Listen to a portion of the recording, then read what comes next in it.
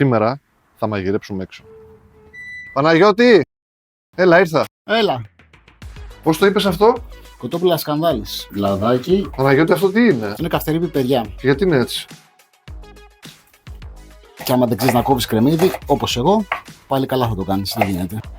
Τα κρεμμύδια εδώ πέρα τα ρίχνουμε μέσα στη χαμηλή φωτιά για να σοταριστούν και να καραμελώσουν λίγο. Κόβουμε τις πιπεριές, το σκόρδο και την καυτερή πιπεριά.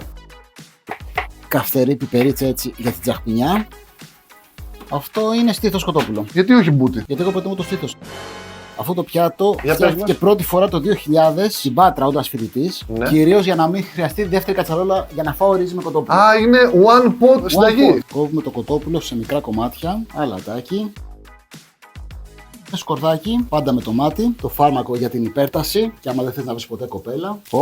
Ωραίος ήχος, Είναι ο ήχος της ηρωνής. Είμαι θα έτοιμη για τη β' φάση που θα ρίξω μέσα το κοτόπουλο για να πάρει αυτό ένα τσιγάρισμα όλο μαζί. Μεγαλώνουμε λίγο τη φωτιά για να θωρακιστεί και να σβηστεί μετά και με λίγο κρασάκι.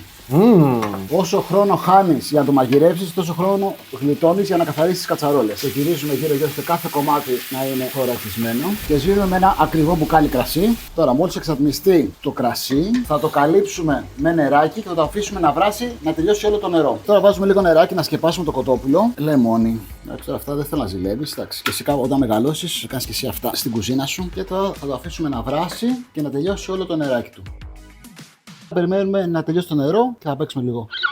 Ξεπέραμε λίγο το ρύζι για όσους έχουν προβλήματα πέψης. Να το έχουμε έτοιμο για να τελειώσει το νεράκι. Βλέπω. Οπ! Γιατί μαγειρεύεις εσύ? Μου χαλάσει με το κοτόπουλο σκανδάλης, 20 χρόνια συνταγή. Έχει περάσει νομίζω πολύ ώρα.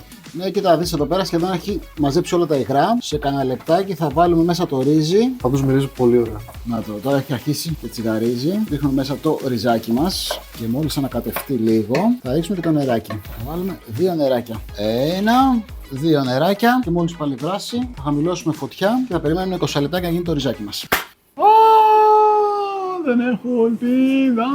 Θεωρώ με την τεράστια εμπειρία μου ότι είναι έτοιμο και ναι, για ένα φοβερό κοτόπουλο αλλά σκανδάλης για μία ακόμα φορά. Θα σερβίρουμε σε ένα φοβερό ιαπωνικό μπολ για το flex. Άντε και καλή μας όρεξη.